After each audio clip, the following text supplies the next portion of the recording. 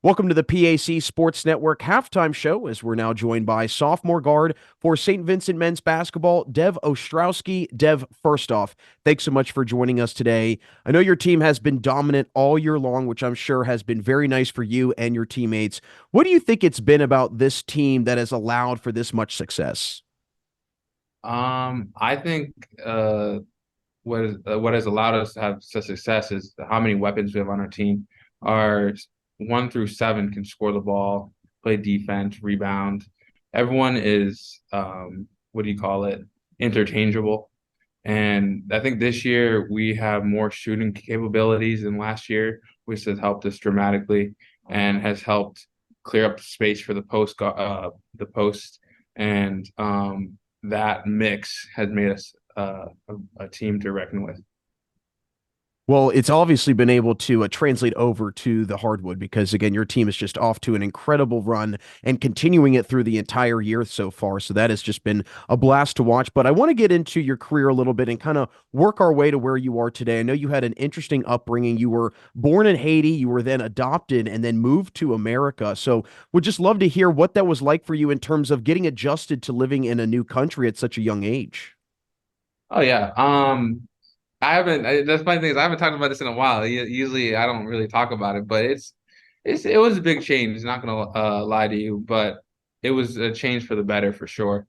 And I'm very fortunate to have the family that I have, and they brought me up or grew up. My upbringing was very good.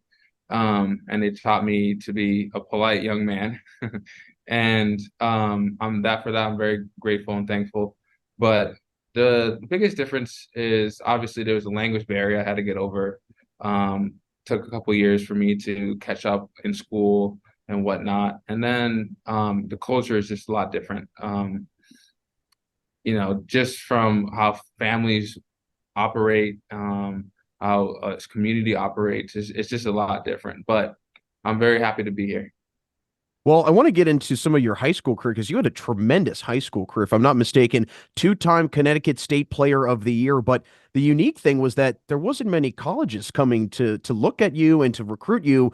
What was that recruiting process like as a whole for you, and how frustrating was that for you when you're playing great, but there's nobody coming to watch? Oh yeah, that was definitely frustrating. That's just part of growing up in a small town, in the middle of Connecticut. People don't even know where Connecticut is half the time, and if they do, it's like what's over there. So I wasn't too discouraged by it, but it was definitely tough to admit or to let that sink in that, oh, I might not get a D1 offer here. And so then I transferred to Miami-Dade, and or not transferred, but I went to Miami-Dade for a year or half a year before COVID hit. And then COVID hit, and I decided to take a break from basketball. And during those 2 years, I learned a lot about myself. I grew and was able to travel a little bit, which is cool. But then I, I had when I was down in Miami, I had played against the head coach DP Harris, and I did pretty well that game. So he remembered me, and he got in contact with me, and the coaches both got in contact with each other, and then he ended up calling me and asked me if I wanted to play at Saint Vincent. And I was just like, you know what? Why not? I'm not ready to retire the jersey yet. So, why not have a little bit more fun playing the game of basketball? When you made that return to basketball, how rusty were you? How much did it take, and how long did it take to kind of get back into a rhythm? Yeah. Well, I came last year midway through the season. And my credits didn't transfer, and it was a mess and stuff. So I wasn't able to play, which probably was a good thing because I needed a lot more time than I realized. Like, to be in basketball shape is a whole nother shape or condition. Like, you have to be able to run, sprint, stop, go, and all these things. And playing pickup at a local LA Fitness or YMCA is not the same thing as playing real college basketball.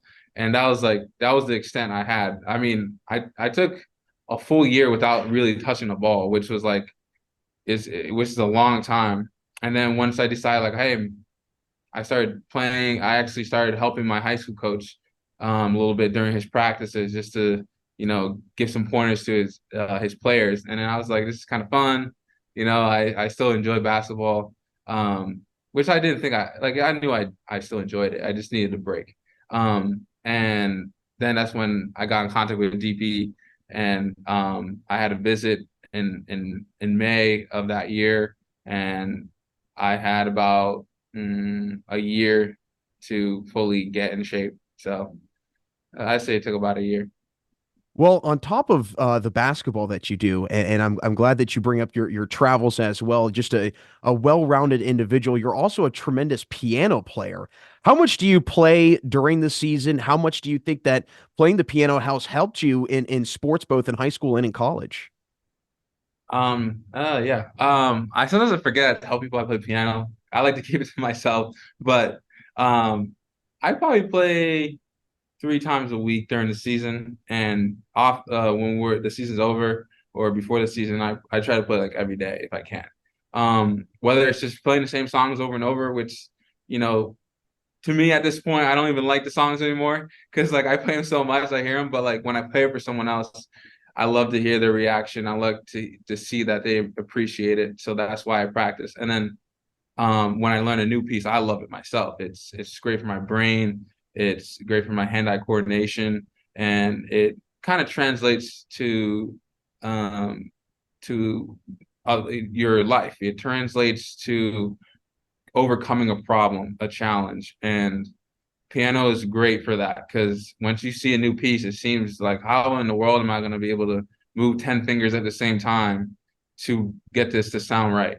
And if you go day by day, next thing you know, you got the piece down. And that's how I approach life and all the problems that I have. And I think it will set me up for the future in a great way.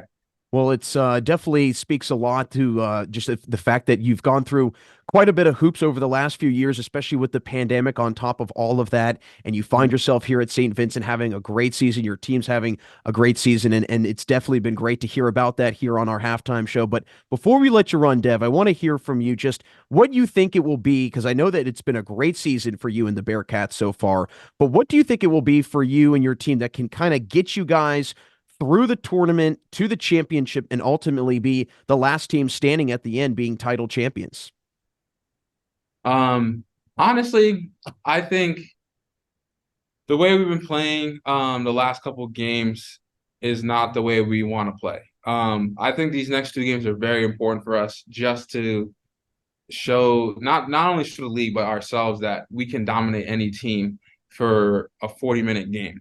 Not 5-minute stretches, but a full 40-minute game. And we've been talking about that all year. We put one half together, 20 minutes, and then the other 20 minutes would just be downhill and it'll just be all over the place. So for us to win, we have to put a 40-minute game together. And I have no doubt if we do that, I have no doubt that we can win the pack. I mean, it will still be very tough, but I really think if we, for instance, what goes into a full 40-minute game is we'd like to do this thing 3 passes or more. We shoot very high percentages when we swing the rock and the ball moves and doesn't get sticky. And on defense, guard your man. A lot of times I'm not gonna give all the secrets to how we play, but we kind of let our guy go by us, and next thing we know, there's no one there to help. So, if we can guard our man, keep them to one shot per possession, and what goes into that is rebounding, which has been our Achilles heel this whole year. So if we can keep teams to one shot, swing the rock on offense, I have no doubt that we can win and play a full 40-minute game. I think we will be in good hands. So.